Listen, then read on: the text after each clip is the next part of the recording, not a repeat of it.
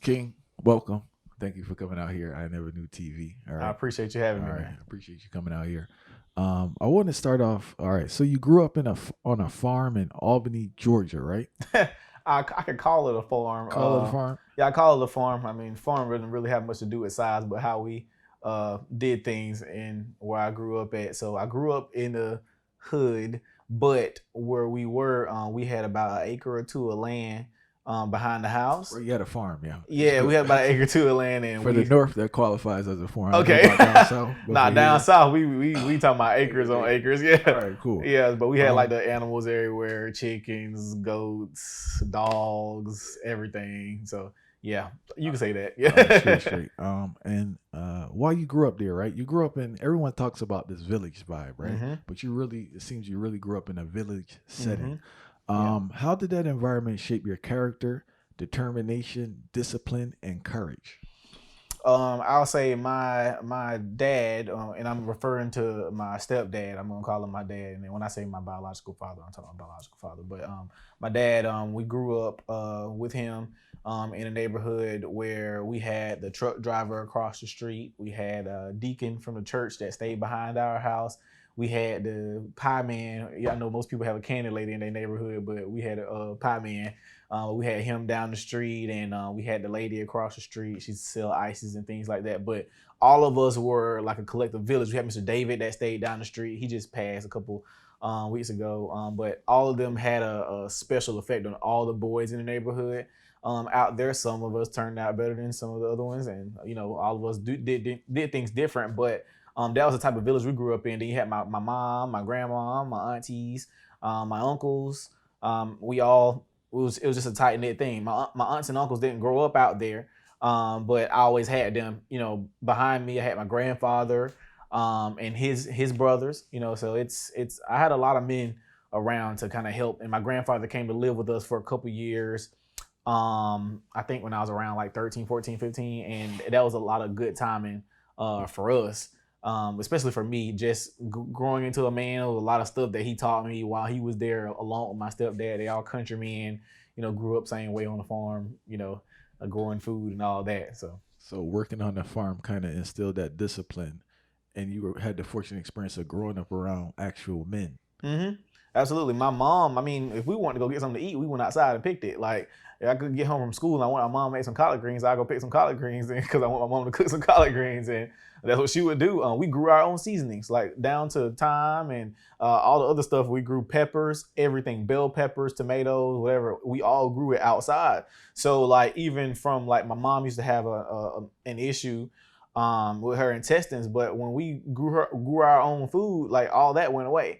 Because it was just natural food that we were eating. So even when I played football, even though I was smaller, when I played football, I was always just very impactful because like we were eating right. We like the meat we got was from people. We'll kill our own chickens and we make things happen. So that's kind of how we did it, man. And I ate good. The family ate good. We were always in good spirits and good moods. I always had good grades. I mean, that was life for us growing up. You grew up with a lot of accountability. People held you accountable for your actions. Oh yeah, my stepdad, my dad, he was gonna make sure I was straight, man. Especially like with football and whatever like that. But I didn't get in trouble too much. Like for example, when the times I would get in trouble, like I remember if I didn't finish washing the dishes or something or finish cleaning the kitchen, that was my job. I woke up like 2 or 3 o'clock in the morning to go finish cleaning the kitchen up. So it was a lot of accountability actually. It's just small things that we would do. Like my dad told me go outside and pick something or plant something or whatever. It didn't get done. You got in trouble. Never any whoopings or anything. It's just little stupid stuff you had to do. It's really annoying games, I call it, that they would play, with us when we got in trouble. But it was never like anything crazy. I never did nothing crazy. Never went out. I wasn't a partier. Went sneaking girls in or nothing like that. So I wasn't like on that level of bad. So it wasn't nothing where they would need it to just thrash me, but it was stuff that they had a higher they had high standards for me. So the stuff that, other people deem, worse or whatever, my parents deemed it extremely bad. Like, for example, making a C or a B, that was not allowed. Like, a C was definitely not allowed, but a B was like borderline pushing it. But for other people, that's acceptable, and things like that. Oh, that's nothing, blah, blah, blah. Nah, you were expected to make good grades. We provide a good environment for you to make good grades. You got help, you're smart. You go to school, do what you're supposed to be doing. You should be making good grades. That was that. And it wasn't a reward. It was just great job. That's what you're supposed to be doing. So that's kind of how it was with us. But it wasn't like a whole lot of whoopings or nothing like that. Maybe from my grandma, but that's because me and her used to battle it out. I had a real smart mouth. So where did the idea come from at such a young age to start mentoring children? When I grew up, there was a thing with our whole neighborhood with the boys. Like, my dad would bring everybody over. We learned how to paint cars. We learned how to weld. We built grills for everybody in the neighborhood. Mr. David down the street, he taught us all how to brick in mailboxes. We bricked in our garages. We built like statues outside with the bricks and everything. Deacon Bogan behind our house, even though my dad knew how to cut grass, he taught all the guys and all the boys how to cut grass. He catch you outside doing something stupid in the alley or whatever like that. He gonna pull you in his yard. He gonna make you go cut some grass or do some weed eating or whatever like that. Like, it was just that. Like, it was just natural men around. So as I grew up, I'm assuming that all boys and men are like this everywhere. Like, that's just because that was my reality. I always had men around. So when I got older and then realized like boys couldn't do simple stuff like change a ceiling fan or change a toilet, this stuff take 10, 15, 20 minutes. I'm just like, these kids don't know how to do this. They don't know how to change oil or nothing. Like, I grew up doing all of this, so I started out doing that because so many young men were going to jail. Then one of my classmates got sentenced to 30 years in prison. And he was 18. And I'm just like, these kids need something else to do, especially in my hometown where there were no rehab programs except for this thing they call functional family therapy, where they meet with the family once a week for 3 months for an hour, each meeting. And I'm just like, that is not true rehabilitation or help for these kids. They need something consistent that's all the time. That's not anybody coming in and out of their life, or those pop-in mentors that come mentor every time you get in trouble. Like, they need somebody there consistently, and that's what I wanted to provide. So I started out of my house, and so, that's what we're doing. I just want to get this timeline going. You graduated high school, right? 2017, I graduated high school. What did you do in between high school and starting this program? I went to the Marines. Oh, you went to the Marines? Yes. All right. Then. How long were you in there? I was in like 2.5 years. What was that experience like? It's probably the best, worst, beautiful, most terrible, greatest experience ever. Yeah. I'll explain it. I'll literally describe it as that. Met a lot of brothers there. I learned what I was supposed to learn while I was there. And what was that? I think I was there to learn how to discipline the students that I work with, and to hone some skills on just being able to push through a lot of things. Boot camp itself was a thing. Now, I hate to sound like one of those older guys and act like I was there a long, long time ago, but the way things have changed since I've been there, like, it's so sweet and soft now. And even when I went, it wasn't as hard as it was back in the day. Like, it was hard when I went. But now it's like super soft, and they want all the drill instructors to be sweet and nice and don't want to yell at you too much and call you no names. And I'm just like, they're trying to purposely simulate a chaotic environment. So whenever you go to war or something, that stuff is nothing. Like, because for me, most people see me and like, why you never get mad or you never get riled up or nothing? I'm just like, bro, like, it's other things that could be happening right now. I need to know how to not panic. And so a lot of people die and mess things up because they panic all the time. That's a lot that I learned while I was there. Like, you're dealing with so much stupidity all day, and they do it on purpose. They create so much chaos and so many things that's meant to break you or whatever. But once you come through there not broken, going to combat training, etc. I mean, I was fine. So you talking about going into the world and then teaching these children the same disciplines that I learned while I was there, on top of what I learned growing up. I mean, I think I got the whole package. Now it's just experience teaching at this moment. So you never got deployed, right? No, never got deployed. So how does it work then? You did 2 years in Yeah, so people think that there's not a way for you to get out of the military. I was just finished. I was tired. I wasn't enjoying it. And people don't know, you can literally just say, I don't want to be here anymore, and they will process you out. So it's called an other than honorable discharge. So you got dishonorable, meaning you did something bad, but I was always a good Marine. I never did anything bad, but I was through with it. And I was driving a forklift in Albany, my hometown. I had got married immediately out of high school. and I had my first son, and yeah, I was just through. I told them I didn't want to do it anymore, and they processed me out. What's the point? What was the time period at the Marines where you got burnt out, bro? Like this thing is over with. I was burnt out or tired of it when I went to job school, because I think that the military is great for those young men who don't have purpose and who need some structure and who don't have any mentorship. And I don't think it's a bad place at all. It just wasn't for me. Especially those of you who have a good mind, a great mind. And if this wasn't your actual dream, you're going to hate it. Especially those people who are above you, who don't know what they're talking about, who are idiots being real, and they got to tell you what to do, and you got to listen to them. And it was just too much. I didn't like it. But I love the Marines. I love all my brothers that I met there. I think it's a great place to be, again, for those young men who need that structure, and if that's what they want to do. But for those young men who have some sense of purpose and have other callings, I think that other routes can be taken. But again, I think everything happens for a reason. I don't believe I went there for no reason. I think I learned everything I needed to learn, met the people I needed to meet, and everybody in my unit still follows me to this day. They love what I'm doing. They appreciate what I'm doing. They all follow. They all call and check on me and everything. So it's not no bad blood or anything like that. So that's a vibe, right? And I want to continue now. All right, you're mentoring kids, right? But how did that evolve to opening a school? So I started mentoring children out of my home to begin with. The reason I started out of my house is because I didn't have anywhere else to go. And then my wife at the time, my kid's mom, I had just simply asked her, could I start a summer program at the house? I would put the kids in the dining room every day, and we do what we do. So I started a summer program at the house. I told parents what I'd be offering, teach them how to grow their own food, how to read, doing math, financial literacy, etc. That's all I did, field trips and everything. And while I was doing that camp, and we would do reading time, I realized that so many young men didn't know how to read. And that's what killed me immediately, because I had children in different grades who could not read. And I'm just like, how are you in 5th and 7th and 9th and 12th and you can't read? That makes no sense. Bro. It made no sense to me. So during that time, I told those kids. Hold on, before we continue, right? Mm-hmm.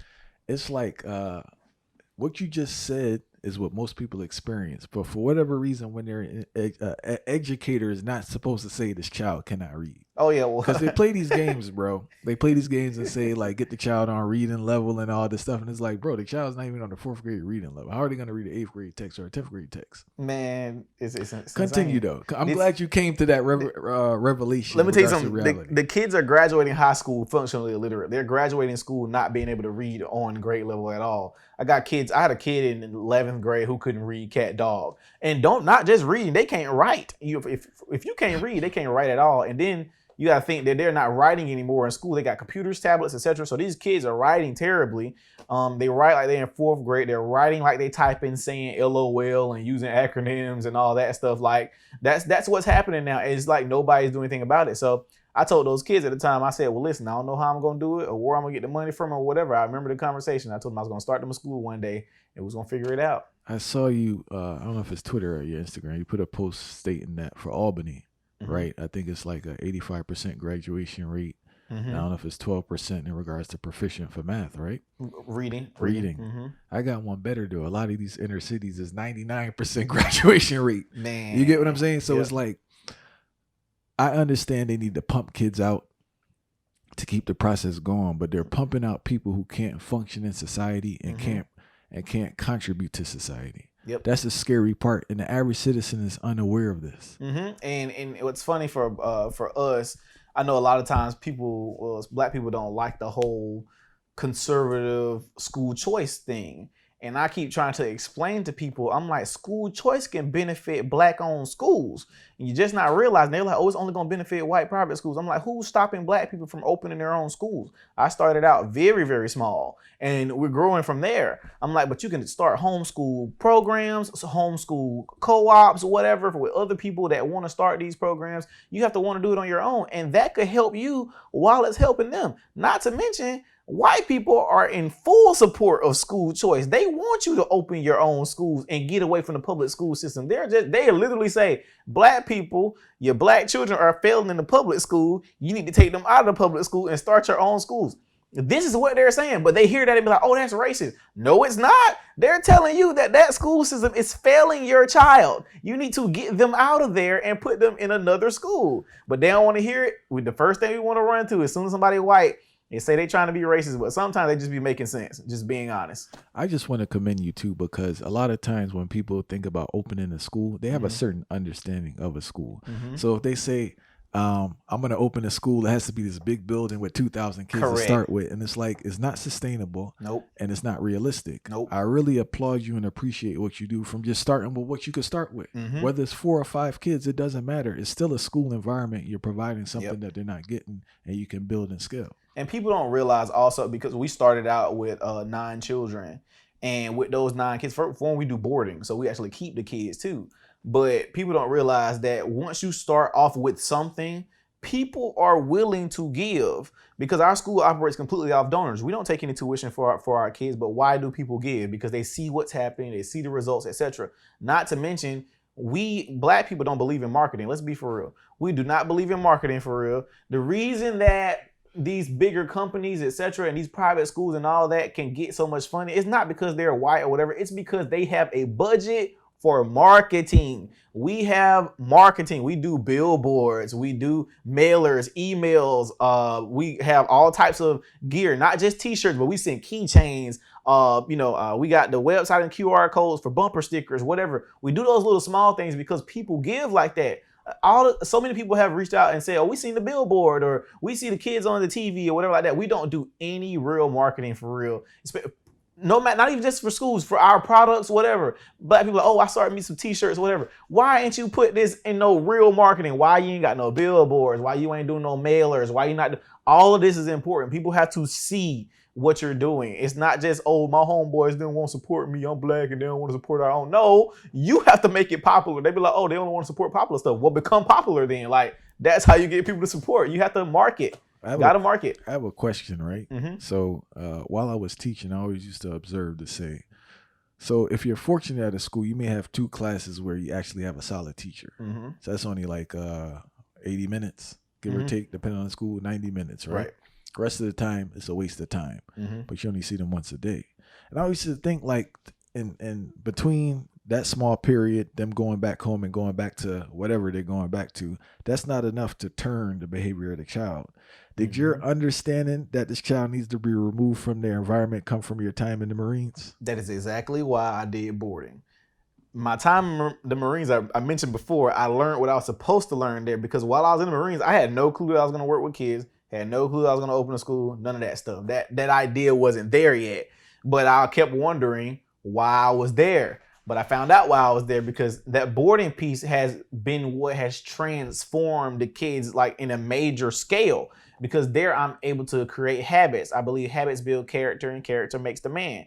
So once you have habits in your system, you can't stop doing them. For example, certain habits that I have that I got from the Marines. I was there for 3 months. There were things we had to do every single day, every second, every hour, like every day. So after 3 months, that is me now. Indoctrinated, bro. Yeah, I'm indoctrinated. That is me. I sit a certain way when I eat. I give the proper greeting of the day to every person I see. Every person I see I have to speak to. I have to shake everybody's hand. I have to look them in the eye. I have to stand up straight. I have to walk a certain way. All of this stuff, they just instilled in you. It just made you a man in general. Like it like clipped up all those loose ends while I was there for 3 months. So bathing every day, brushing your teeth, whatever, shaving, all that became like repetition.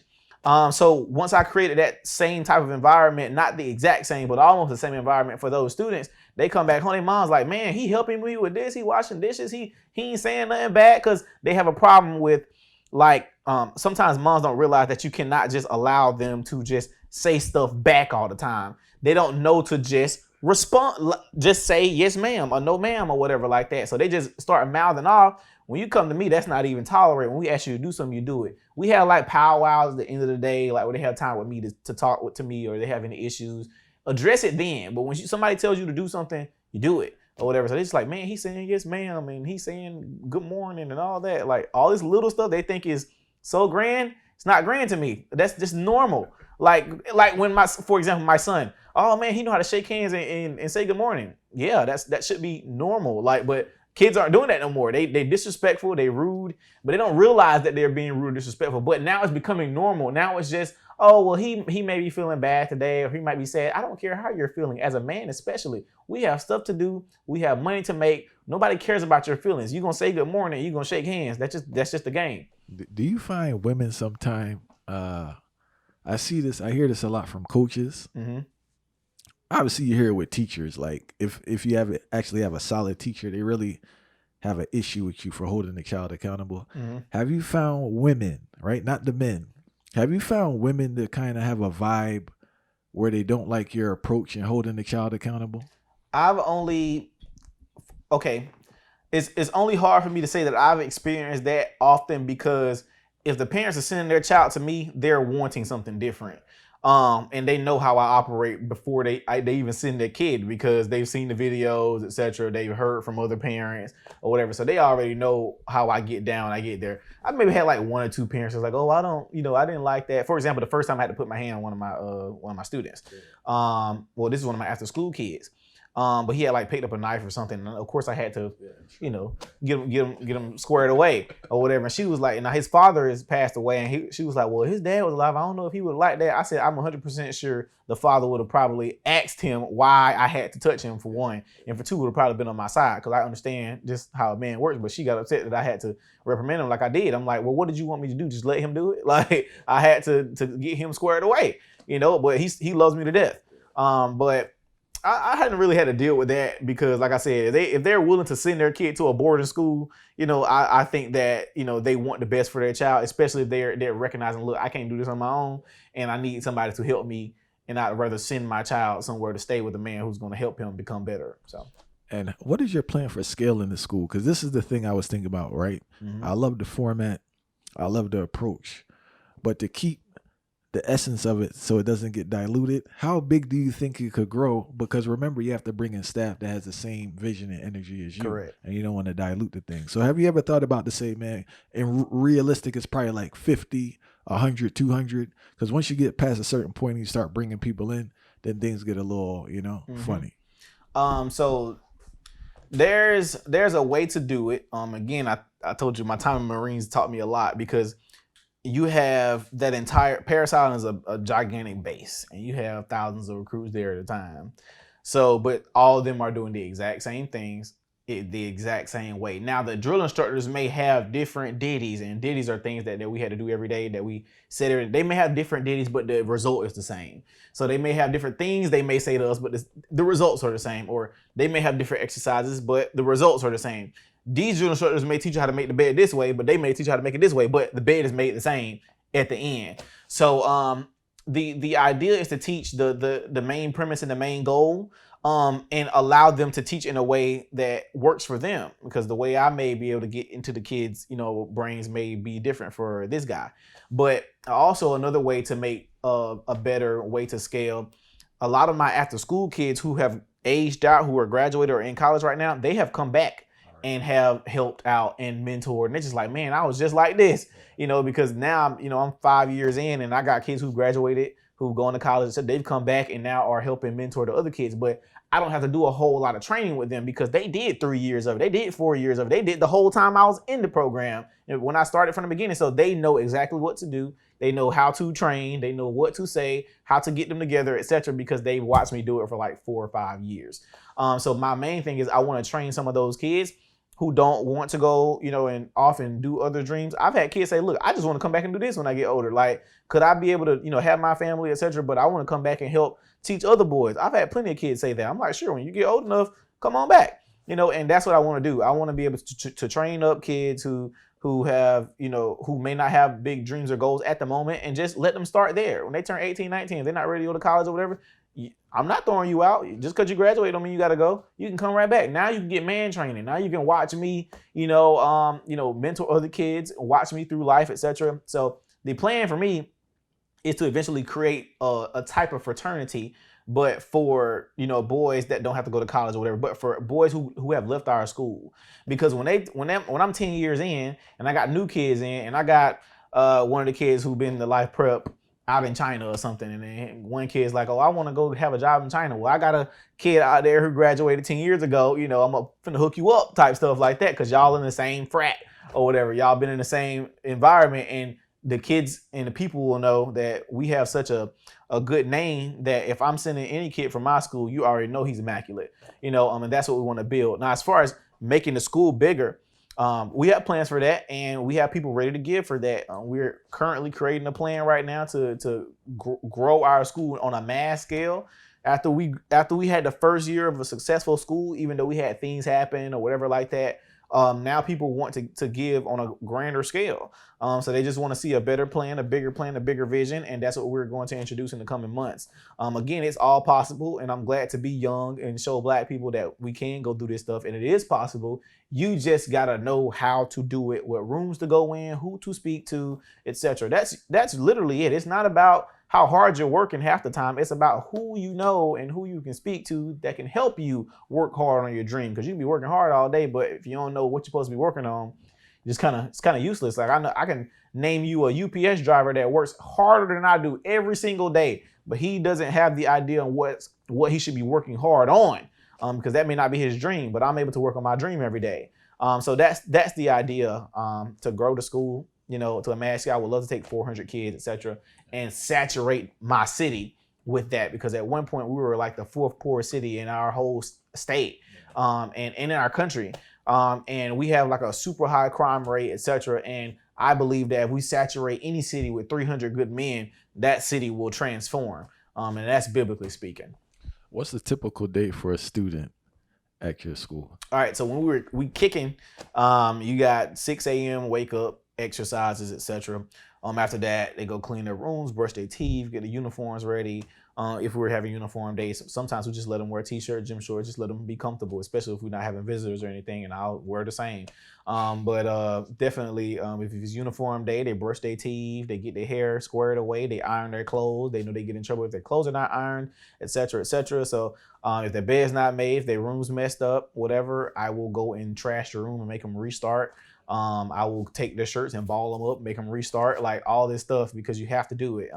Making sure your shoes squared away, whatever, all that accountability stuff. Like every little thing you do is going to get critiqued. If I tell you to put line your shoes up and one shoe is like this, that's it. I'm gonna throw the whole thing, like start over, do it right. Like if you're gonna do something, give 100%. That's the idea, because I was watching this video the other day, and there was this guy, it was a white dude. He was working in a movie theater. He was making some popcorn, but he was like twirling the bowl around and doing all these cool tricks or whatever like that. But I'm like, if you can give 100% to whatever job you do, you never know what doors got to open for you, because people be trying to find their purpose without no work ethic. I'm like, you got no work ethic, so why you want God to grant you a purpose? Absolutely not. So that guy who's twirling that popcorn around, his video's going viral.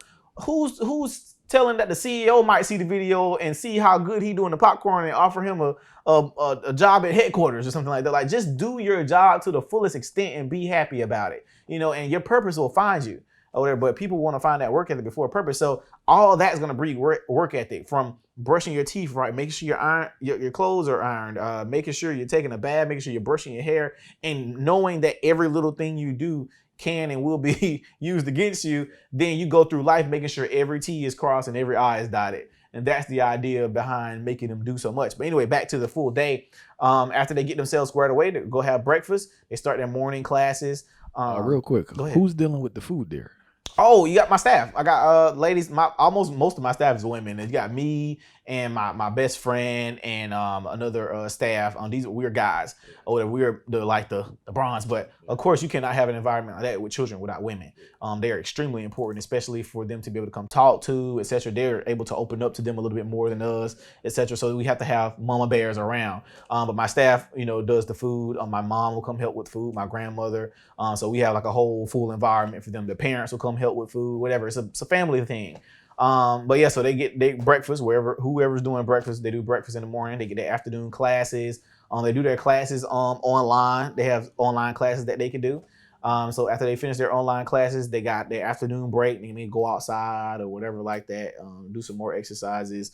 And it all depends on what we're doing. Like if we got a field trip or if I got workshops, whatever. Then after school, maybe about 3 or 4 o'clock, they usually have like martial arts classes. They have coding class, just different things. I might teach them how to work on a car, do some breaks, or do some type of workshop with them. And of course, in the evening time, around 6 or 7, they have free time where they can just do whatever they want. Go play on the pool table, go play video games or whatever like that, or they can get their stuff squared away. I always recommend what to do during free time, but it's up to them what to do in free time. But anyway, they can get their beds ready, whatever. After that, they get themselves squared away. We have a little powwow for maybe like 30, 45 minutes just to talk to them. I let them talk to each other about issues they may be having with each other in front of everybody. Like, hey, I don't like how you did this. I don't like how you said such and such or whatever like that. And clear the air. Yeah, clear the air. And we let them all squared away right there. Like men, like we're not finna do this little bickering and I'm mad at you because you did not talk like men. So that's what we do. After that, everybody go to bed. They take the baths and everybody go to bed. Repeat. So like I said, it just depends on what we're doing during the given days. So, but that's like a basic day. Mm-hmm. All right. And from what I understand, the state's been giving you a hard time. Yeah, they were trying to give me a fight. It was my city, actually.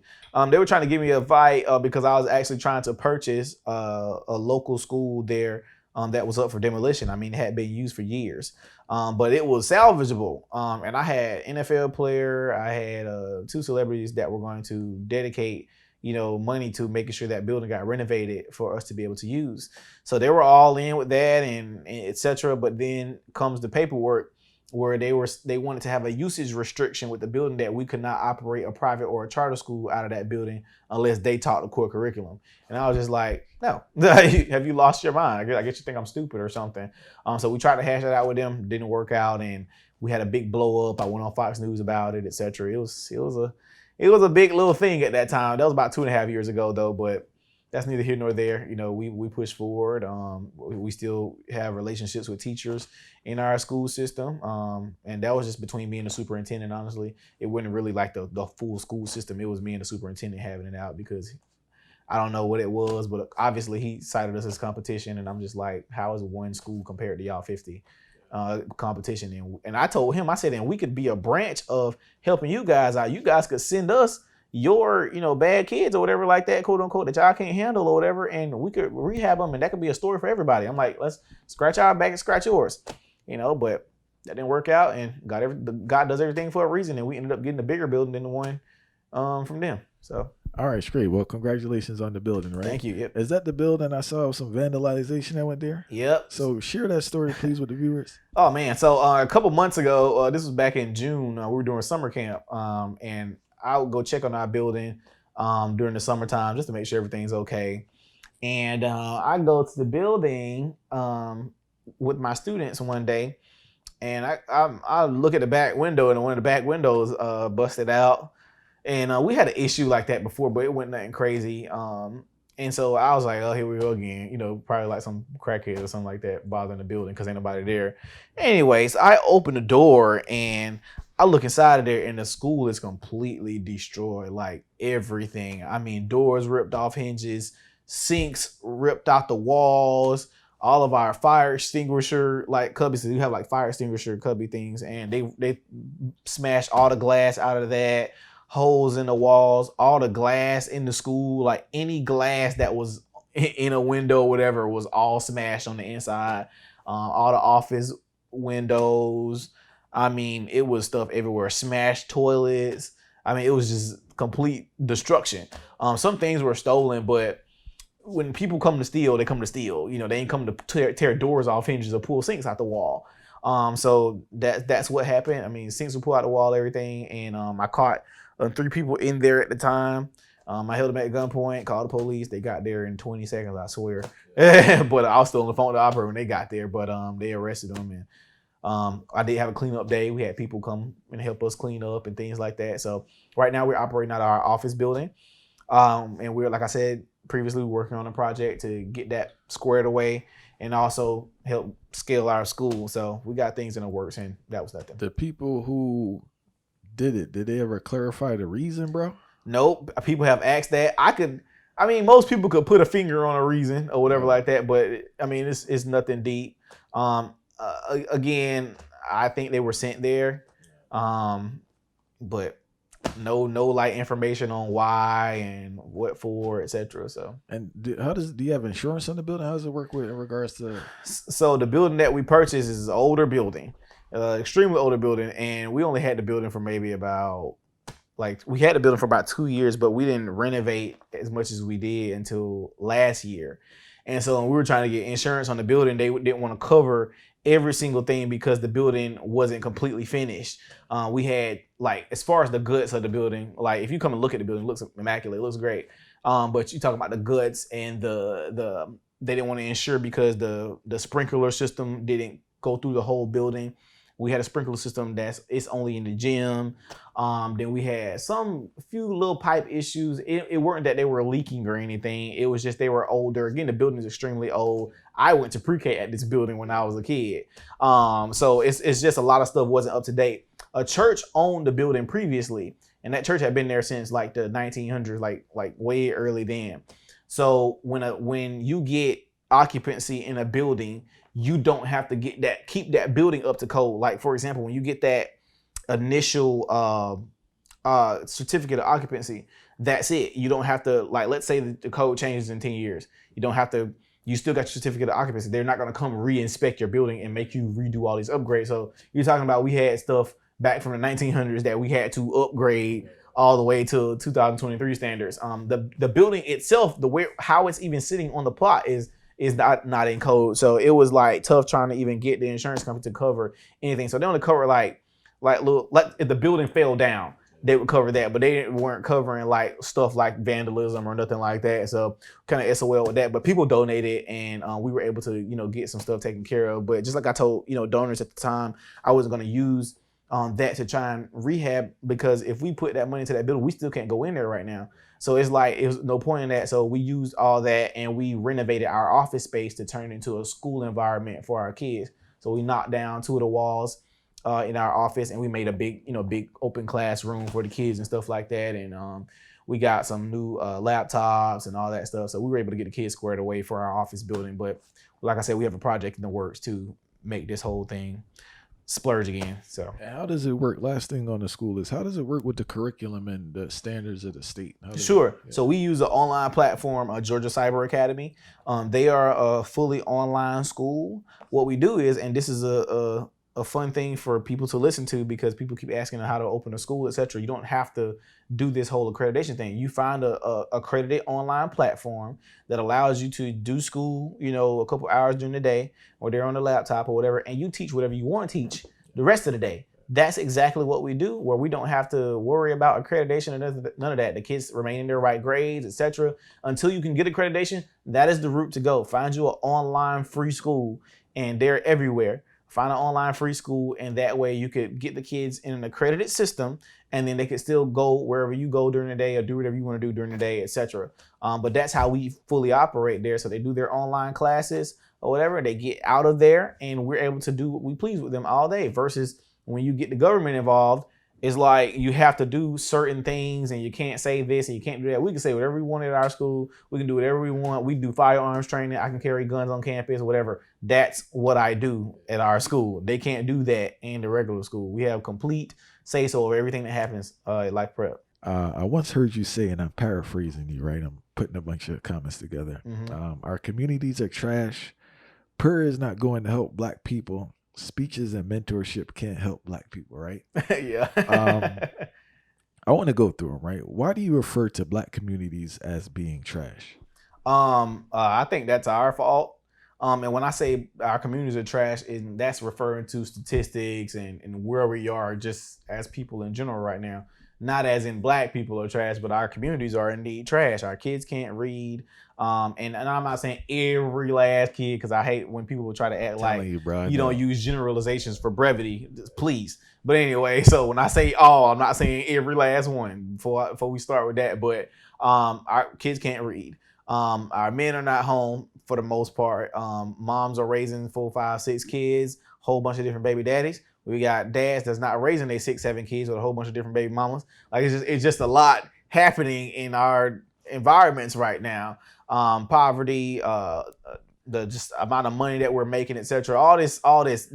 These speeches and all these social medias and the conferences and all that we keep on having and bringing in 6-7 other influencers at these conferences and all that. This is not helping our community. It makes people feel good for a moment. They spend $250 on a ticket to come see you say the same thing you've been saying on Instagram. Like it's I think all that's just you're milking our community. I don't care. It's a new industry, bro. Yeah, it's a new industry. I don't care about you're milking our community. I don't be at none of these conferences and all that unless they invite me or whatever, and I go say the same thing at the conference. I'm like, this conference is not, I say at the conference, this ain't helping you. You got to go out there and do something. You can get all the ideas all day you want, but unless you go out there and actually do the work, because half the stuff they're saying, they already saying online. Like, stop being starstruck with meeting people because they got a lot of followers. Like, just do what they're saying. If you think what they're saying is working, do what they're saying, or ask them why they ain't doing it. Like, I don't do the whole having these people at conferences and all that. Well, this is how you make money, and we got to get into the crypto world and this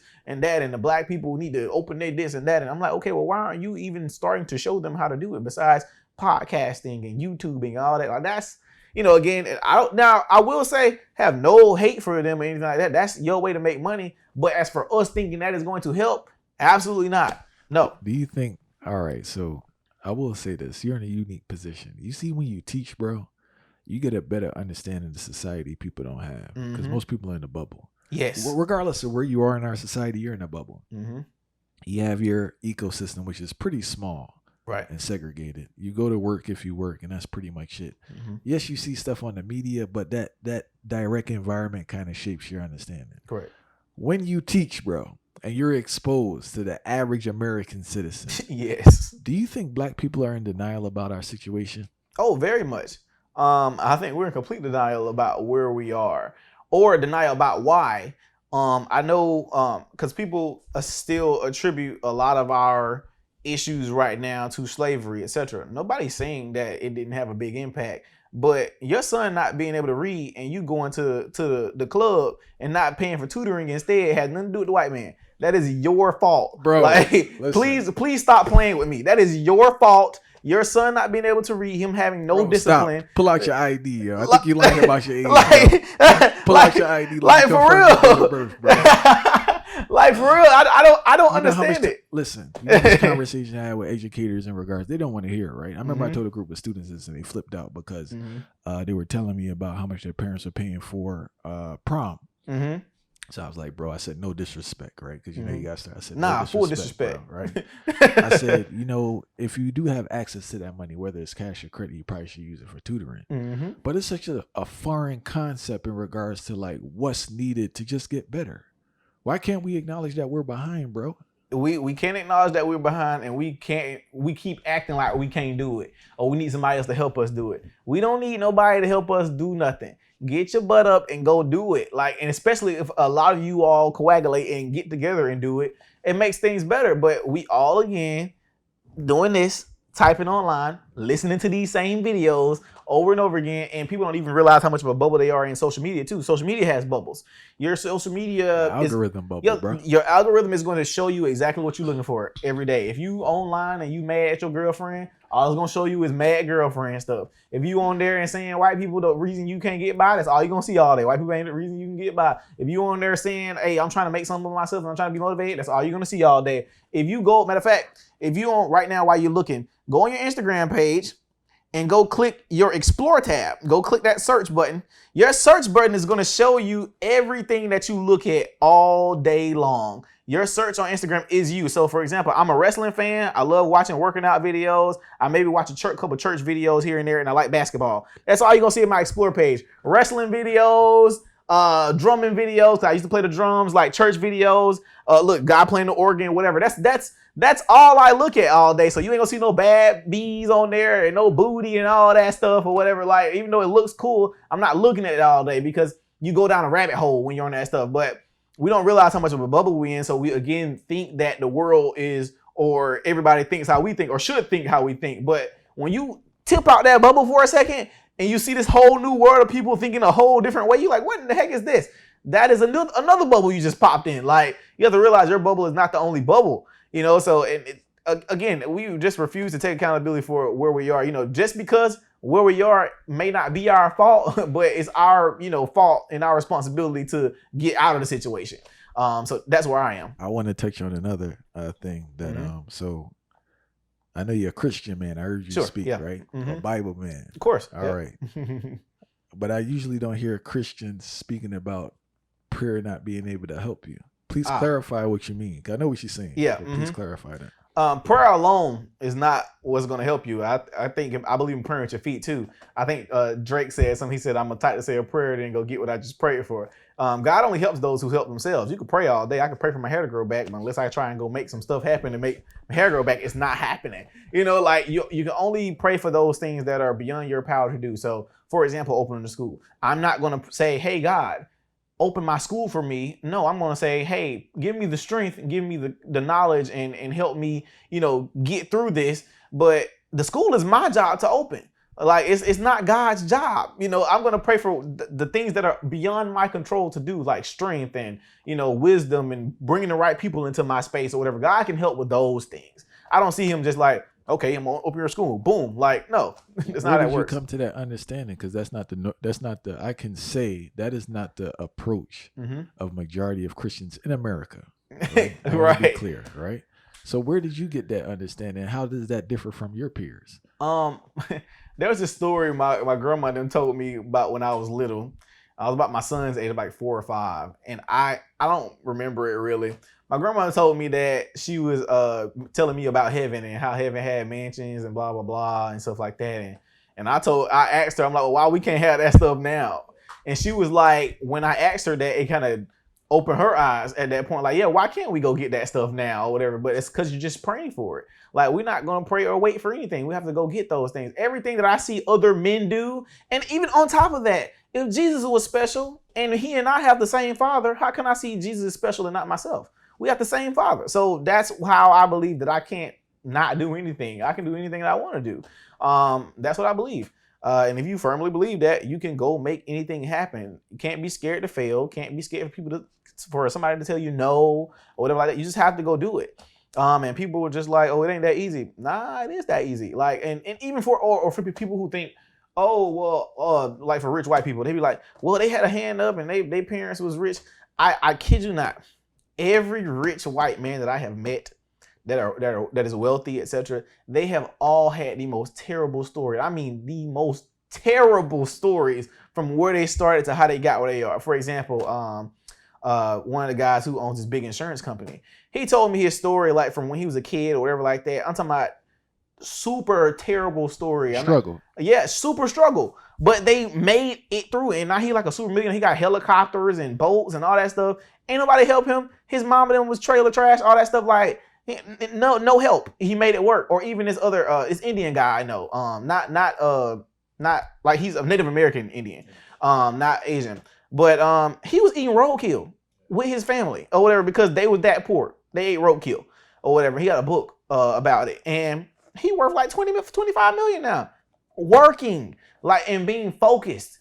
Sometimes we just lose our focus. And now that's what I believe that they do to the black man on purpose is make sure our focus is off kilter all the time. Because if we focus on something and we mean it, especially black men, we're going to do it or whatever. So if you can get your focus on kilter, you'll be fine. Like, for example, I made all of my boys and I had made a challenge online was to go unfollow all women on social media.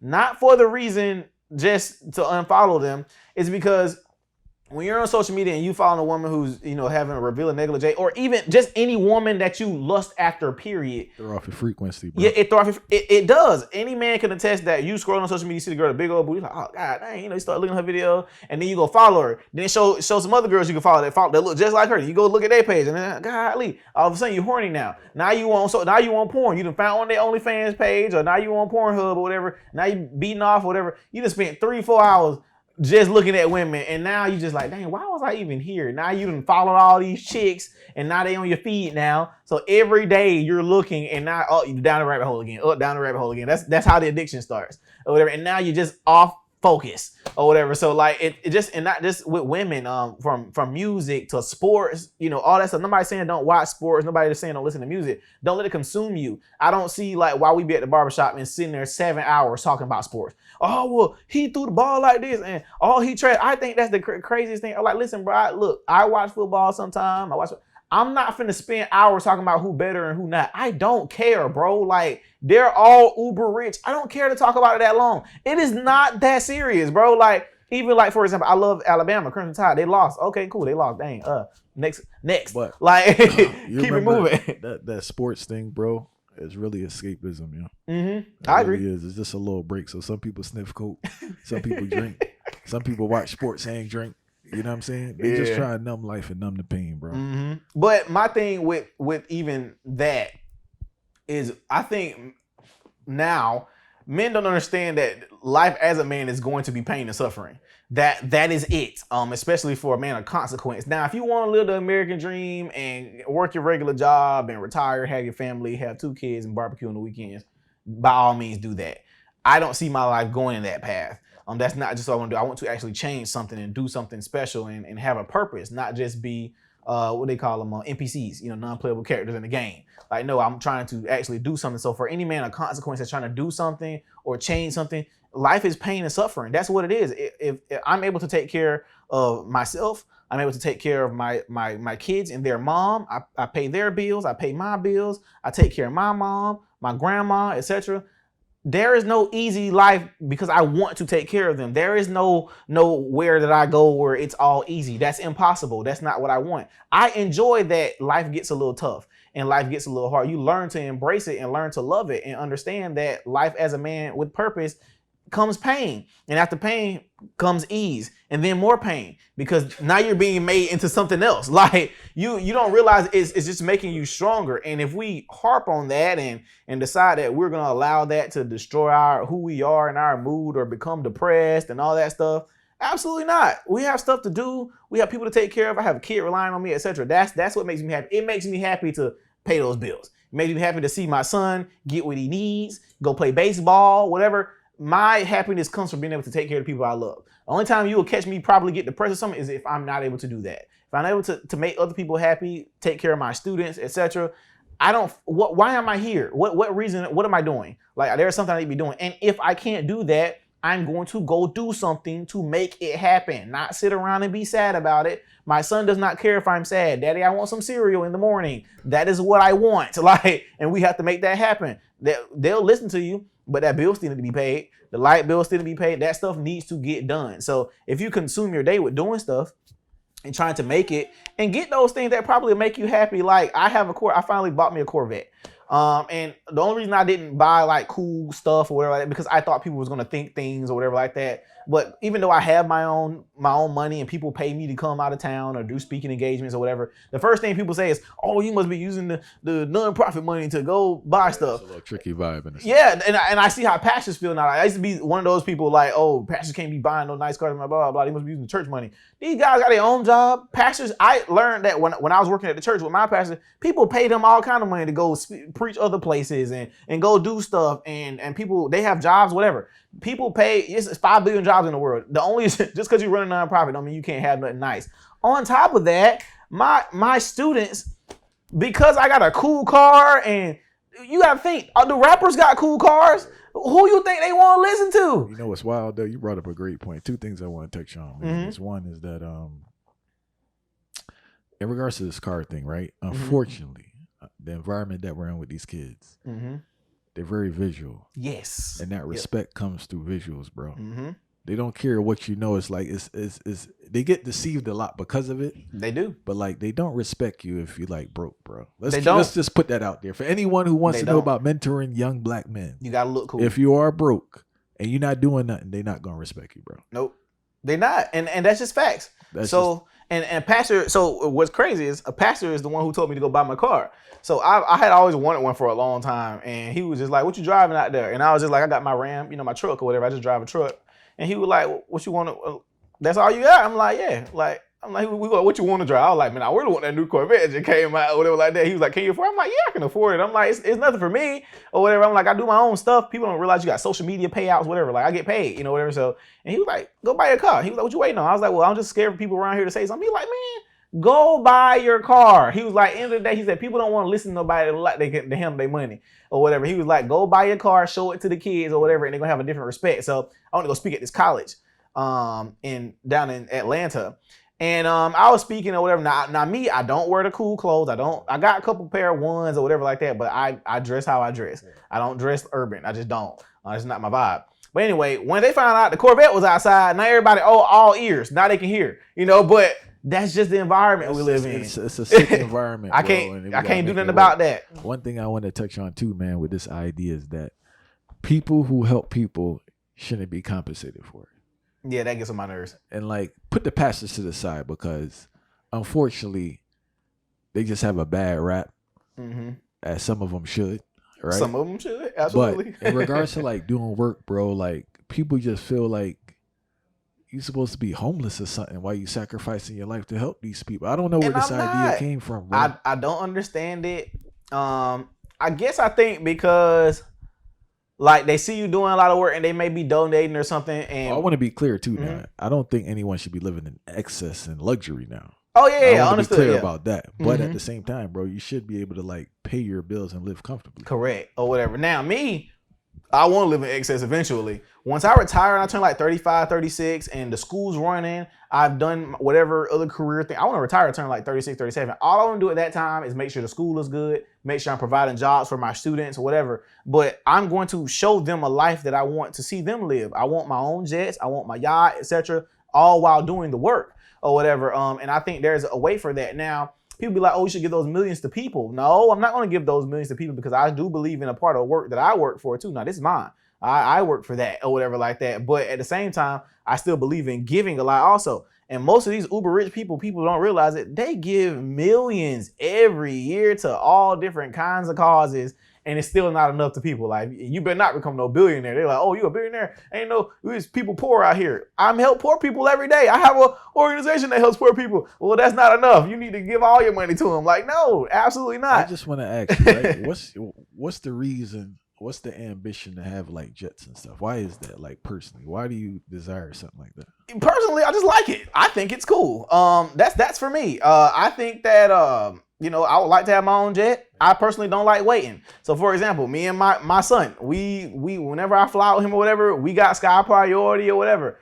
But I still gotta wait in the line. If I go to the barbershop and I gotta wait, not gonna be there. If I gotta go to a restaurant, wait, not gonna be there. I personally don't like waiting on stuff. So it's like little stuff like that. But I just like the cool stuff. On top of that, I'm a man's man.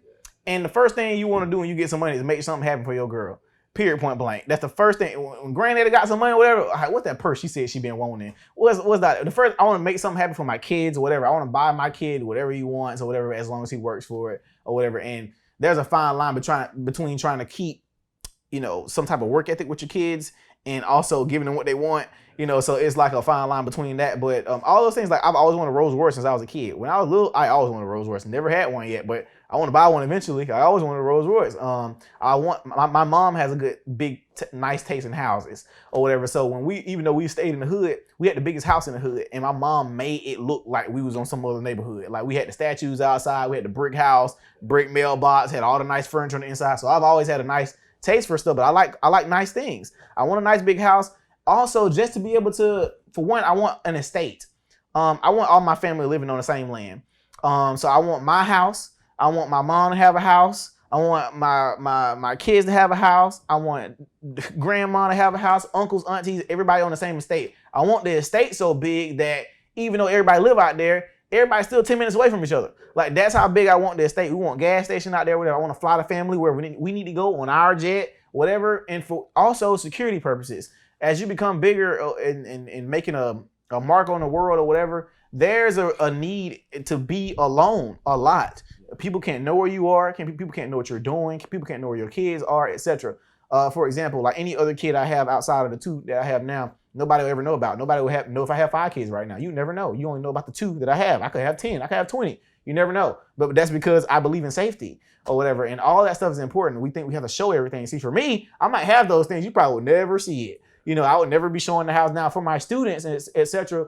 These things would be like things they get win. Like you get a win to go to Mr. King's house and go see what you can do. That's the point, to show them what they can accomplish and to go make money, and then also build up the town. So my firm belief is that I want to recreate the city of Albany. We have plenty of space. We could have skyscrapers and everything. None of that's there. I believe 300 men, as I said, who have that same type of thinking can go build up this city to be like some type of Mecca, and all of us could be wealthy and nobody in poverty, and everybody got some money to take care of their family. That's what I want to see happen. But somebody gonna be, at the top, and somebody gonna be making more money than the other person. My son could end up making more money than me. Great. One of my students can make more money than me. Great. As long as we're all comfortable. So I don't mind living in comfortability, but if I can't afford to get some bigger things after I've taken care of my, other stuff, then I'm gonna go get some bigger stuff. Now that's not priority right now because I'm not where I want to be. But once I get where I want to be, everything's squared away. Got the school flourishing, the kids are learning. We're pushing out some of the greatest men you ever gonna see. Staff is taken care of. My kids are taken care of.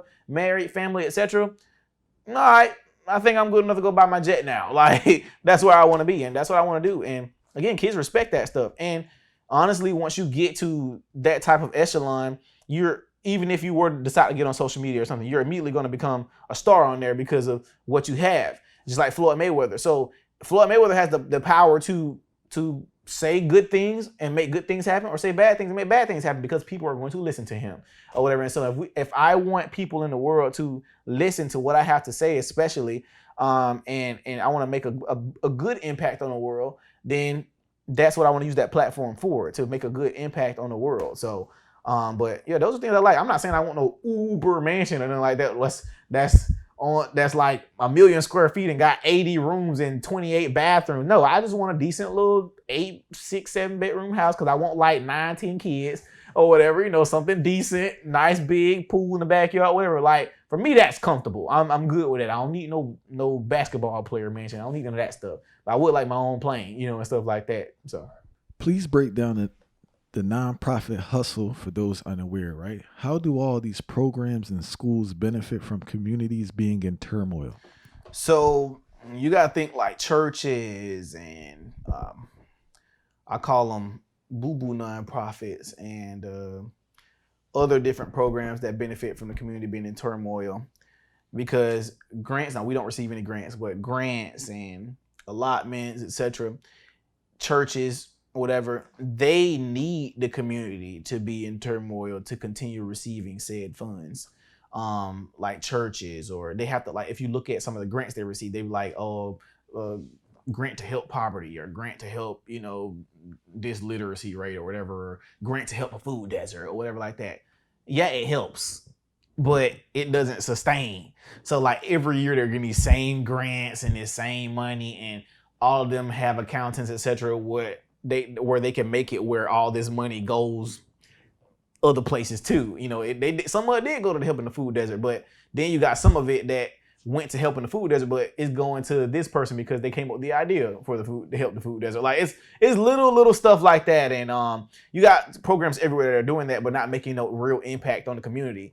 Like for example, like I said, we don't take any funds for anything we do with the kids. So we don't take any grants. We don't charge parents anything. All we do is raise money, for said program, and then we do said program, and people can see said program, and we have testimonials, whatever. We have the data, etc. So we show that we're working, and then constantly showing people what's happening with the funds. So, but you got these super uber nonprofits, where 10 cent of the money's actually going to the nonprofit, and the rest of it going to salaries. So imagine if they didn't need the nonprofits, then the nonprofit wouldn't be no need for it or whatever. So the only way they sustain is by what their nonprofit is said to help. It has to stay that way. For example, it helps us that our kids thrive, because these kids are going to give back. They're going to want to help, and we want to see the city grow. The whole idea of our nonprofit is not just to help boys, but to help our city flourish. Ours is to make it work or whatever. And us working, that puts money into everybody's hands, but everybody's vision isn't the same. And I'm always very vocal about what our vision is. Like everyone else got these super, bland visions about, oh, we're just here to help, poverty and blah, blah, blah, and we're here to help food insecurity, etc., whatever. But that's it, and I don't think they help, but it's not no sustained stuff. Like, how can we help people not need food anymore? Like, how can we help, people keep a job, or, all this is what I mean. How can we help moms not need my program?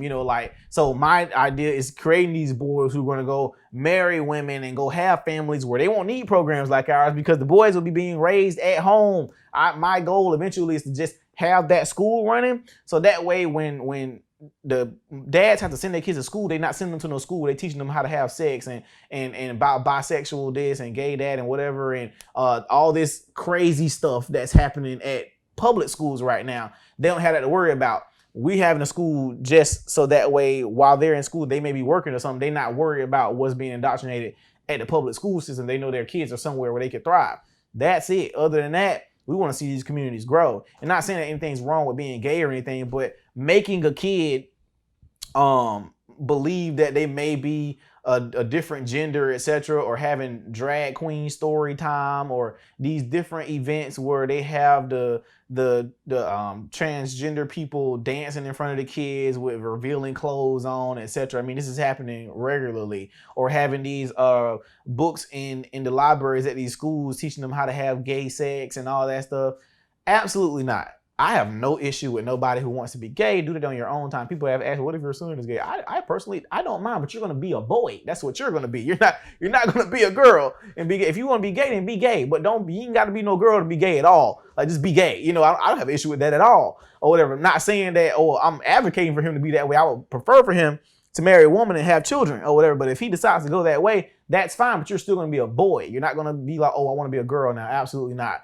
And pushing that on kids, this is like if kids at school and they say they want, like, for example, he want to be Sonic, for a little while. Okay, fine, you're Sonic for right now. Cool. Hey, Sonic, what you doing, Sonic? He want to be called Sonic. Cool, whatever. He's going to grow out of that. But if a kid come and say he want to wear some girl shoes one day and now y'all trying to transform him into a girl and all that, man, the kid don't know what they want to do, much less what they want to eat or whatever. And you telling me that a girl know he want to be a boy or a boy know he want to be a girl? Absolutely not.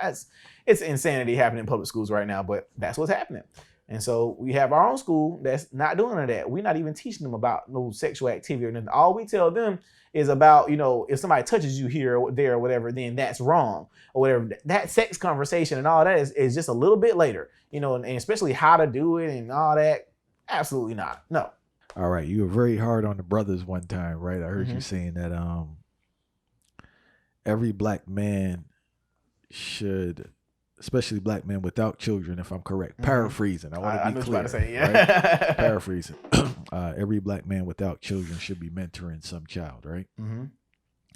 I agree and disagree. Mm-hmm. I'm going to tell you why. I know too. I agree in regards to, yes, brothers should be putting more work in and spending more time actually helping. Mm-hmm. I disagree with the reality of the capability of brothers doing that. Mm-hmm. What I've learned in my short life is that people who are highly skilled, highly talented, highly determined, forget other people don't have that. And I see that in you, right? You have the Marine vibe, you have the intellect, you have all these things. So it's kind of unrealistic to even, that's the part I disagree with. It's unrealistic to go ask the next man that can't even take care of himself to go give back to someone else. Correct. Right? So my throw with that is to men who are complaining about the community and who have issue with said community. If you haven't said issue, what are you doing? And the first part you can start with is going to mentor a young man. And I'm not talking about, just financially or anything like that.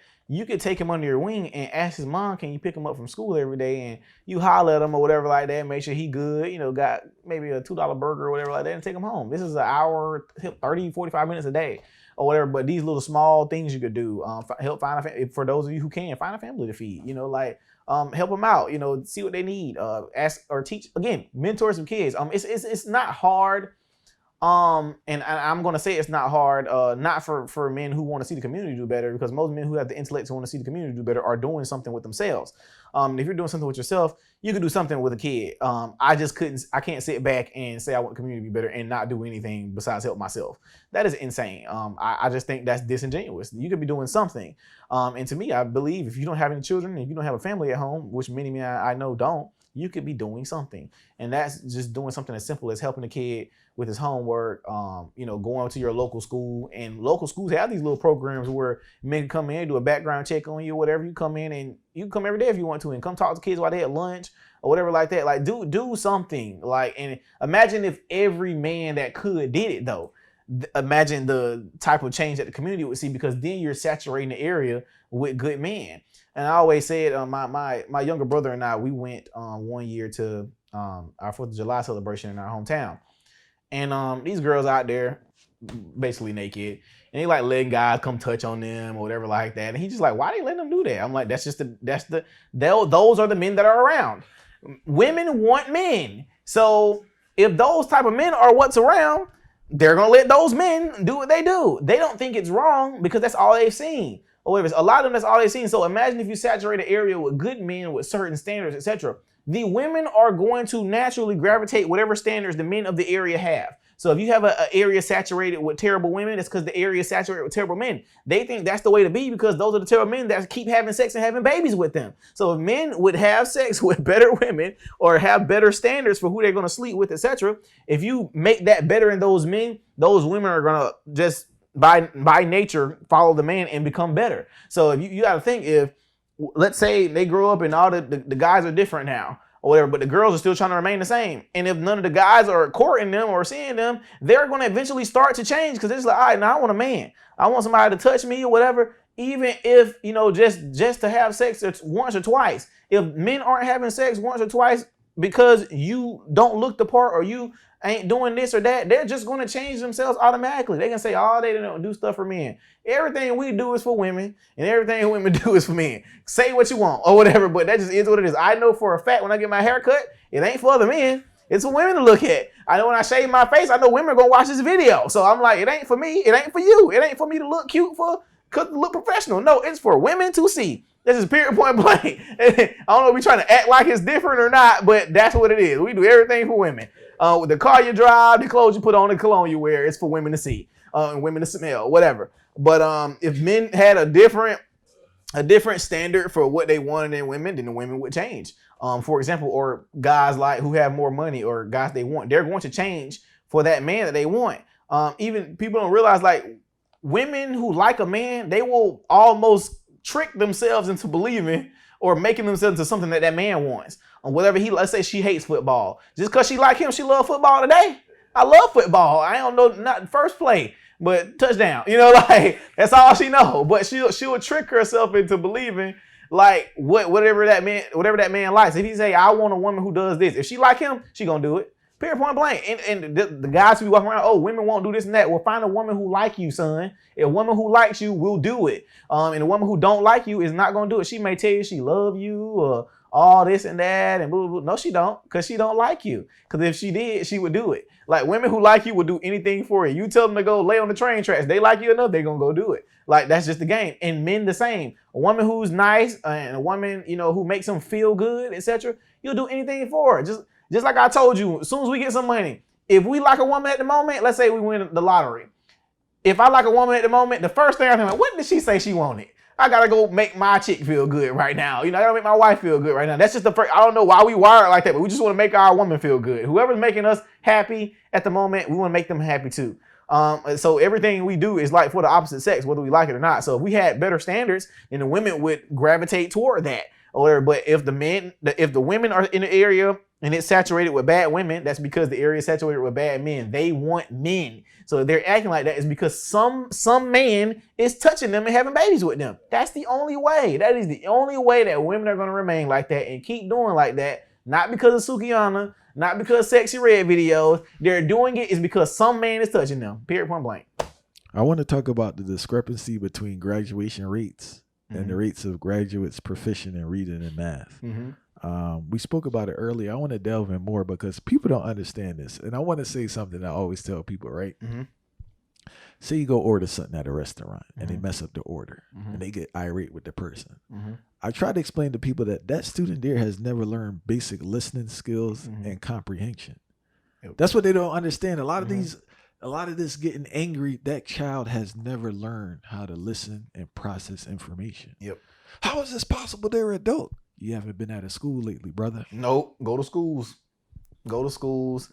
I go visit schools all the time, especially with my after school kids who may be having trouble, etc. And these kids are doing all type of nonsense at school, but learning. Everything's happening at school, but learning. They got these mat books at our schools, and I hated that they got the mat books because on Apple, it's so much free range to do whatever you want.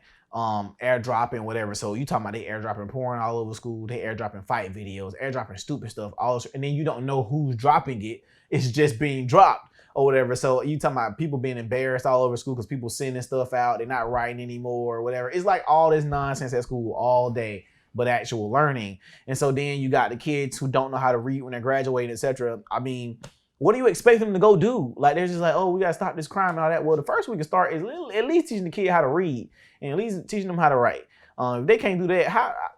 Again, I wish we could do like some type of mass, like I don't know, some overhaul when we just go snatch 100 seniors out of school and see how many of them can read. And if these kids can't read, then this school needs to be looked at or something or whatever needs to be changed. Like this, schools would be closed, bro. Yeah, and I want to be clear too, bro, for people listening. This is not a inner city thing, what do they call it, tier 1 school thing. A lot of people think when we speak about this is specifically on black kids. No, you have suburban kids and kids in private schools that cannot perform anywhere near the level that they're supposed to be doing. They just want to push out that number of these kids are graduating. So I just want to be clear. Even though they have resources and their parents could hide it a little better, they're not on the level they should be too. So I want to clear that because when we speak about that, people default to black kids or poor kids. No, it goes across economic levels. Yep, it goes across economic levels. These kids can't read, bro. Yep, it goes across different cities, different states, whatever. Kids in general cannot read. What are you guys doing to help kids who struggle with reading? Oh man, so of course we bring in like private tutors. So again, I'm not like a teacher. I ain't getting my degree teaching. I bring in people that do that to help the kids with reading and writing. And we constantly write. Now the things that I do with them, like as far as doing the spelling test, and I read books with them myself. We have a book club. We read different books with them. Like right now, we've been reading Booker T. Washington's book. We've been reading that for a while, but we keep reading it because Booker T. Washington's vocabulary was so extensive. You need a dictionary to literally read his book so you can know what the words mean. And we've learned a lot of words like that, and a constant reading will help out with that. And then we have to go back to phonics because the kids don't understand A means A and B means B and C cut. Like they don't even do that anymore. They don't understand. They have sight reading. They know words when they see it. Like if they see the word medicine. Remembering the word, bro. Yeah, they remember it, but they don't know to sound it out. That's the hustle. If they don't remember that word, it's a wrap. It's a wrap, and they don't understand it. Like for example, my son, like he can read stuff because he's learned how to sound out. Like the videos and things we taught with him growing up is all phonics based or whatever. So when he's seeing gigantic words, how can he read that? It's because he sounded it out. Like he understands how to sound words out, and that's why he reads fluently. Why did they? Do you know, since you're in the education field now, do you know why they moved away from phonics? I think everything they've done that we think is stupid was on purpose by them because they don't want society. I mean, okay, what does it benefit the government to have functional kids or functional people that are growing up who can think for themselves? But I think so I talk to people, right? So they'll say AI and this and that, which is true, right? But you still need a certain amount of the population to function. And it's dwindling day by day. You don't have enough people just to do basic jobs. That's the thing now. So what is the plan, bro? Because if we have a society where people can't do the most basic function in society or read the most basic text and process it, yes, we may have computers walking around, but what are you going to do with 200 million citizens that are still here? Let me tell you what jobs don't require you to really read nothing. All you need are welders, truck drivers, forklift operators. These people don't have to read anything almost. All they need to know is the couple numbers that they see on their screen or whatever to go pull and pick or whatever. And that is it. Like we don't need like all the other meaningless jobs or whatever like that. Like they may have meaning, but for people to do them, they can get a computer to do those jobs. Like, for example, social media content creating, whatever. The more things happen every day, or people who used to have to do computer work is dwindling because the AI is doing that stuff. They have machines that do work that they've built to replace people, but people have to fix those machines. So every day they are limiting the amount of humans they need. So it's like over time, they're just decreasing the numbers. And I assume they're going to have a machine that fixes the machines and a machine that fixes that machine. Like, I promise you, it's getting to a day where this stuff is not going to be, it isn't going to be needed. They got the self-driving trucks out there they've been testing out and they have been working fine. Like, I promise you, all you need is some truck drivers because you need supply going through. That's mainly all American Railroad is supply. All you need is stuff going everywhere. You got your automated cashiers at the register at the restaurant. They got, even at the airport in Atlanta, they got the people, not servers. They got robots with trash that take your stuff to the trash can for you in the airport at Atlanta. Yes. We were just there the other day. You sit your thing on the robot. He come by the table, put it on the robot. He take it right back to the trash. Like, they have all this stuff all ready for you. I'm telling you. Like, I know we think that we gonna need humans, but I promise you, if you are not learning how to work and computerize a robot or coding or whatever like that, if you're not learning anything that has to do with technology, etc., you're getting behind. You need to learn about technology because they are taking over the world with it. And I promise you, they're going to make it where they don't need you for real at all. What's your thoughts about mass public school? I know like independent schools always have a place because it's independent is like a niche market. Yeah. But like when I was in public school, right, I used to say, all right, then. And no disrespect. Well, disrespect then. Whoever don't like it, don't like it. But majority of teachers just there, bro. They getting paid for whatever reason, right? They just literally there. So I was like, if that's the case and they're not necessarily teaching, I just envision where they're going to have either the computer or a prompt and like a security guard just to make sure they're not in there killing each other. That's basically it. And they'll go from class to class because like, why do you need a teacher, bro? You don't. Let me tell you something. You actually do not need teachers anymore at this moment. If you go, be for real, you don't. Do you need a teacher right now? I was just observing because it's like. But no, I'm saying like practically like, okay, besides the emotional support or like that, do you actually need a teacher anymore? No, because a lot of the curriculum is like, it's like you literally talk for like 5 minutes just to prep them. So you can just have an automated video to give them that introduction. Then after that, they're on their own anyway, bro. The teacher's reading from book herself or whatever. Like they're on their own. You put the stuff on because that's what they're doing now. The teachers, for one, I will say let's say teachers came in with a passion to teach. They lose it because ASAP. Yeah, they lose it because the kids have lost their minds. They don't listen. There's this new age of you don't have to listen to adults anymore and you do whatever you want to do and it's all about your feelings and blah, blah, blah. So teachers lose their care. So eventually they just start passing out worksheets, taking their paycheck. And eventually it gets so bad. We just had a teacher leave one of our schools and she working at Dollar General now. She hated it. Like, that's where we are. And now teachers are going to start hating it so much and they're not getting paid enough. These folks are going to they're going to put them screens in there and there's going to be a prompt up there. And I'm telling you, I envision it, man. I see a security guard in there just to make the kids going to talk or be on their phones. But the thing is probably like they just can't fight. Yep. That's and the security guard is cheaper because there's cheaper labor, no education, pay them a cheaper fee, probably paying $15, $20 an hour. And everybody's salaries that's in the school board can go up. Big time. Like quadruple it. But that's now, of course, that's not practical as far as morally or whatever, but they're going to make a reason for it eventually. I just think that's where it's headed, bro, because like you have too many teachers that get paid a lot that do nothing. Yep, they just sit there. They get a decent amount of money, bro, to do nothing. Yep, and because they used to care and they stopped. They used to care, they stopped, and that's where we are now, man. I ain't mad at them because if you go to these jungles of schools right now, I wouldn't be there either. Man, these schools. Okay, you ever see them little high schools on TV that be like jungles and it got "Welcome to the Jungle" playing like.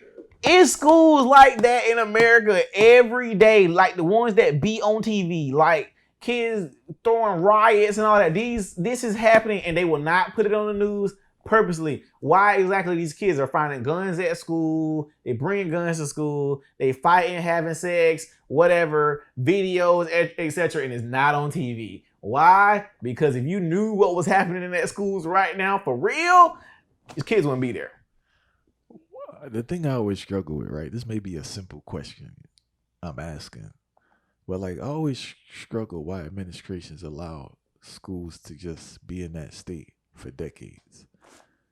And it's just, you know what I'm saying? It's like the school is known nationwide as just a terrible school, a violent place, an unsafe place, and a low performing place. Mm-hmm. But it ties back to what you said earlier, because how will they get funding if the school actually does better? School does better. Where does funding come from? True. Yeah, so they need the funding because every day we're like, oh, we need this grant. Like, for example, I think our school just got another grant to help with literacy rate. Is it really going to help with the literacy rate? No. Like, it's still going to be the same. And then they're going to get another one to help with the literacy rate. See, the government that issues the grants, they do it based off of how good your grant was written or whatever like that. They're not looking to see if they passed this grant out before and to see what you did with it. They don't care. They're just sending out the grant to say they passed. Everybody shaking hands and got this big check, and we give this to the school system, $2.5 million, and he can, whatever state representative that help you with, they can get his little 2 cents and get his vote again for his paycheck and his position. Like, it's a whole bunch of scratching each other's backs and not actually helping the community. So, since you've been in education, right, I'm pretty sure you had some of the young brothers open up to you about experience of being molested. Mm-hmm. And also, I'm pretty sure you came to this understanding. When we hear about molestation, sexual abuse of children, we always default to girls. Mm-hmm.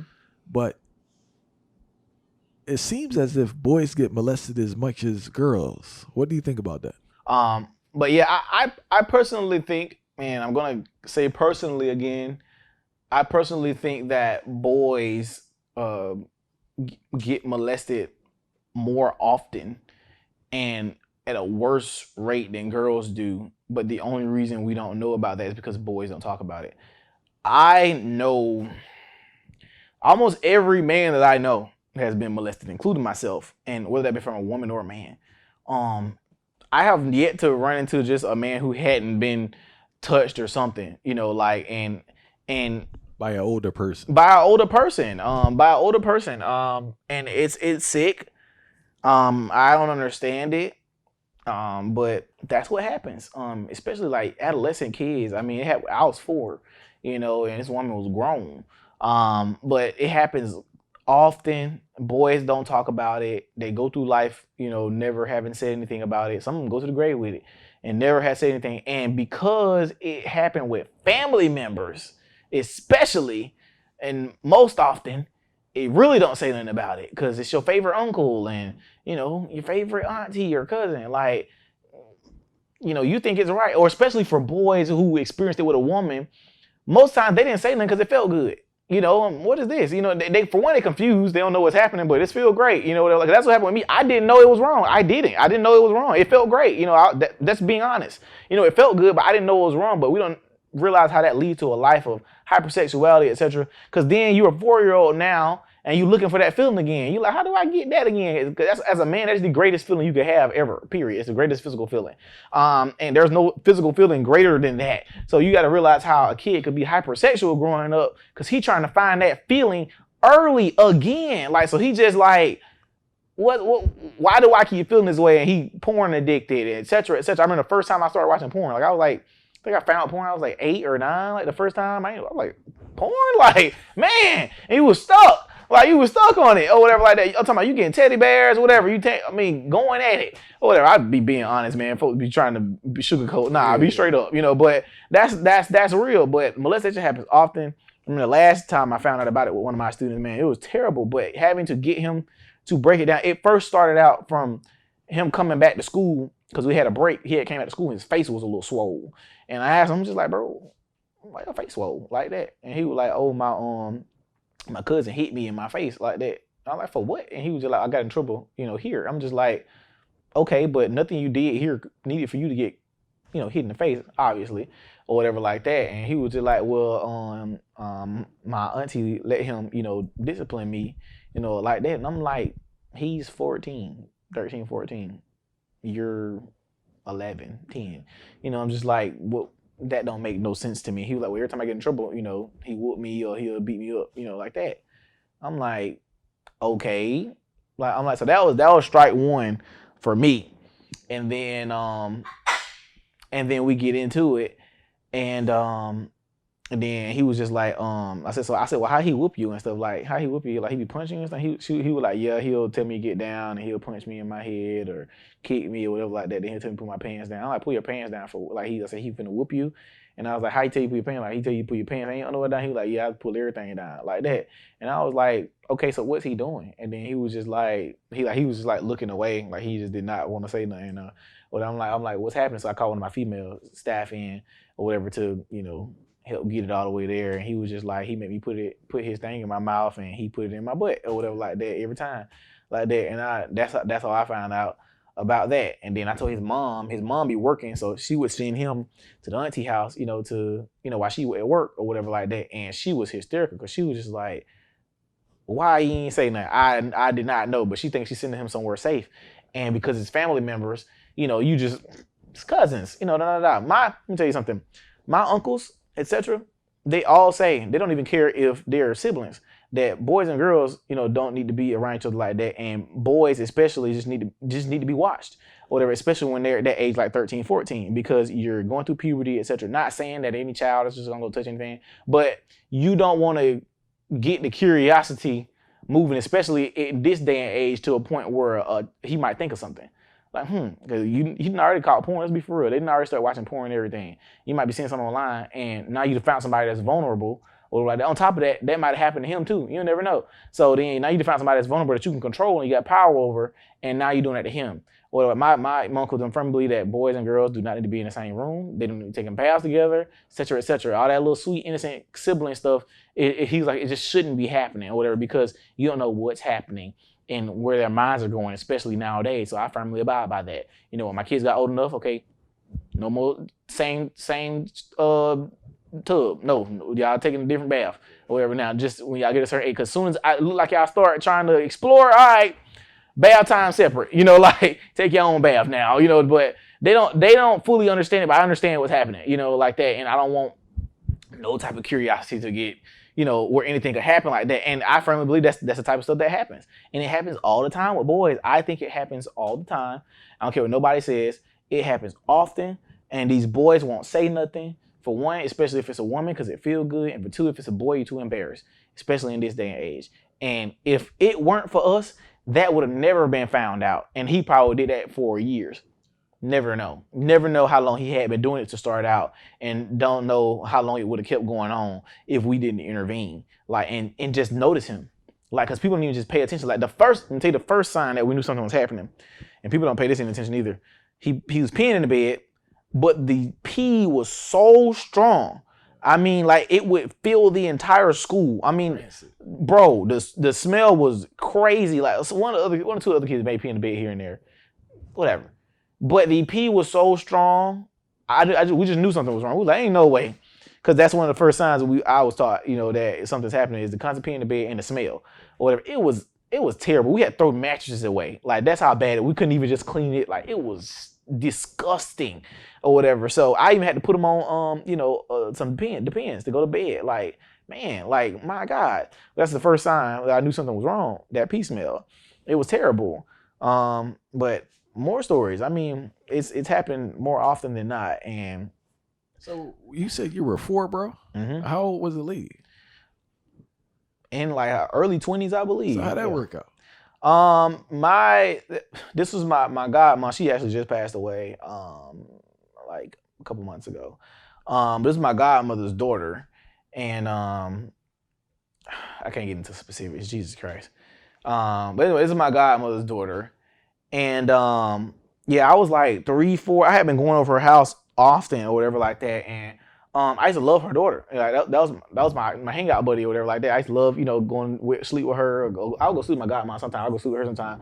But like, I can't remember like when exactly, but I just remember like she used to pull me under the cover like that or whatever like that, and handle business or whatever. But I didn't know what was going on. This is her. This is my.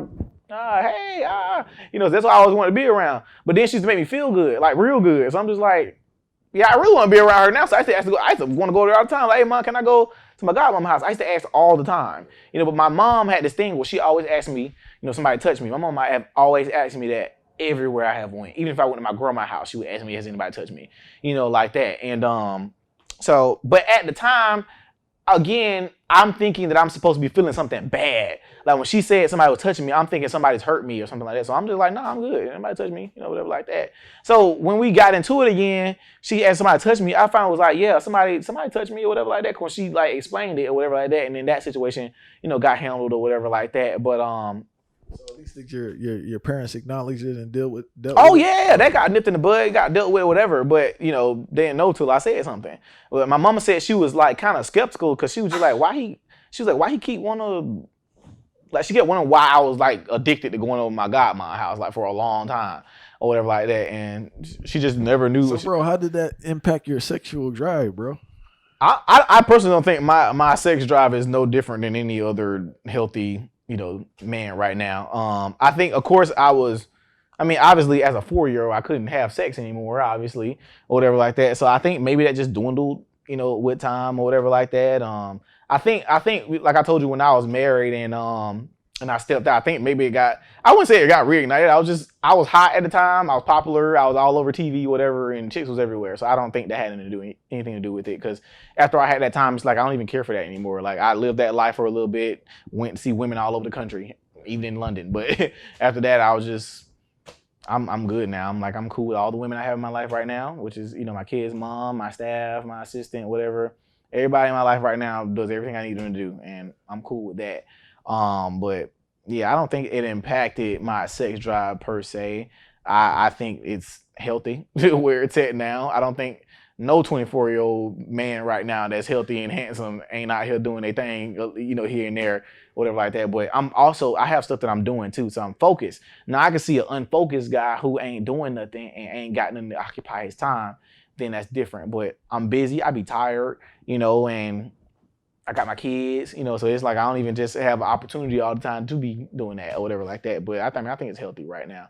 But yeah, that's how that happened. So do you think as this because I think your generation is much more verbal than my generation in regards to molestation, and I think it would just increase because people are just more talkative. I don't know, whatever. I don't know what the term to put. People just want to be seen. Yeah, they want to be seen. People want to be seen. They'll tell that story, Yeah, people want to be seen. People want to tell a story, but also now it's like, because of where they've taken these stories and stuff, it's like hard to believe people too, because you find out people been lying for so long, and capping on stuff. Yeah, or exaggerating stuff, or this didn't happen, or whatever like that. Like it's like, man, like, did this stuff actually happen now? Like it's just like, my God, who to believe and who not. Like, because there is a positive to it, because there have been many men and people who've been accused of these things who actually didn't do these things, and I think that there should be some type of justice for those people, because that happens often too, where people accusing, men of doing stuff or sending this or that or whatever, and they touch this person or that person, and it becomes a thing. The accusation destroys you. Even if you get found out guilty, the accusation is done. You're this for life. You're a raper for life. You're a murderer for life. Like if somebody accuses you of some chick right now comes out and say, "Oh, King Randall raped me," I'm going to be a rapist. Period. Point blank. Even if I prove it wrong, even if most of my base, nah, he ain't do that. 10% of people are going to forever associate me with raping. Like that's just the game now. Like that's just how it is. Like even with for example, my ex-wife, no matter what happens right now, even when I get married again, oh, he's a cheater. Like that's just it, because I did it before, sure, or whatever like that. But even then, that's just people are gonna say, because you've got that moniker now. Once you get accused of it, somebody say something about it, that's it. Especially people who don't like you. People don't like you and are waiting for you to fail. They're waiting for somebody to say something, and now it's gonna run with you forever. So the last stat I want to clear up, bro, is that so when people think about the molester, they always think about some older guy, Chester the molester, right? But a lot of times, especially with boys, it seems like teenagers on the younger boys, man. It's teenagers or younger boys. Teachers, we knew, be for real with you, we knew every dude at school that was smashing with teachers, period, point blank. We knew it. We knew who it was, what time they was doing it. Them kids was not being quiet. We knew, but just nobody, they just never told.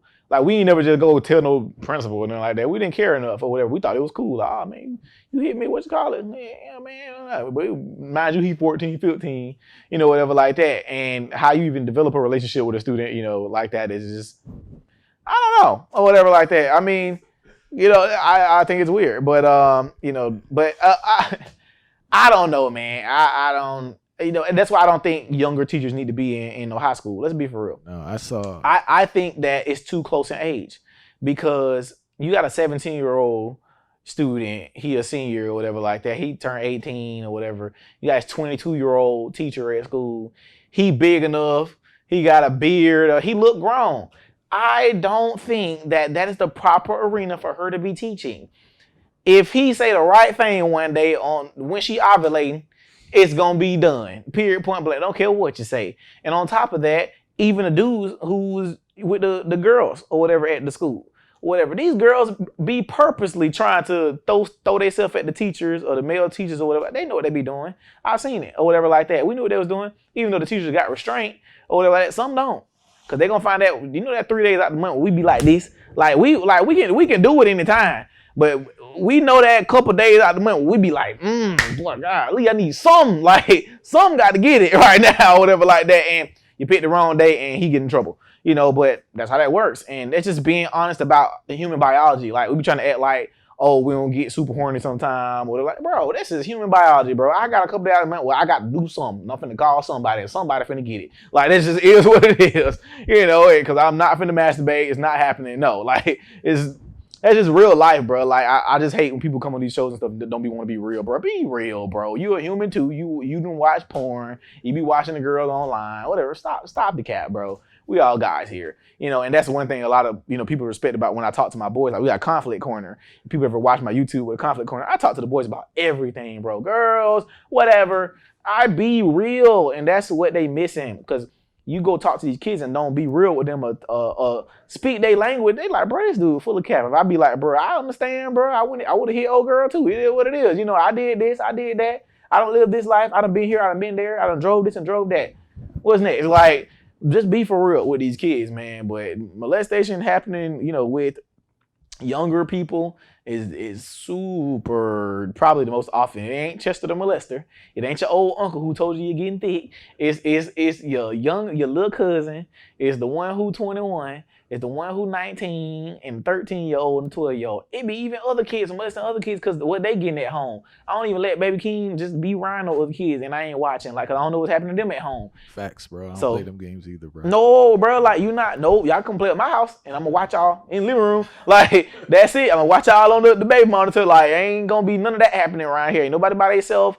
None of that. Like, it's because I don't know what's happening to them at home. They could be getting molested or something at home and they don't think it's wrong right now. So they're like, oh, let me do this to you real quick. And they're like, oh man, what this is? Like, I remember that. Come on, bro. Like, no. Confusion, bro. Yep, exactly. So we're not even finna go down that route. They were like, oh, you're gonna, like, cause I, you know, Baby King's technically homeschooled, but you know, I'm gonna have him some classmates join him next year when he goes to kindergarten or whatever like that. But they like, oh, he's not gonna be socialized. No, he's gonna be very well socialized or whatever, not to be dealing with y'all idiots out there and your children who are doing whatever. I'm not gonna have my kid out there doing whatever. You crazy. He's gonna be a warrior and a dragon slayer, and he's not gonna be out here doing what everybody else is doing. So that's it. That's just it, you know, and that's how I'm gonna raise my kid and respect it.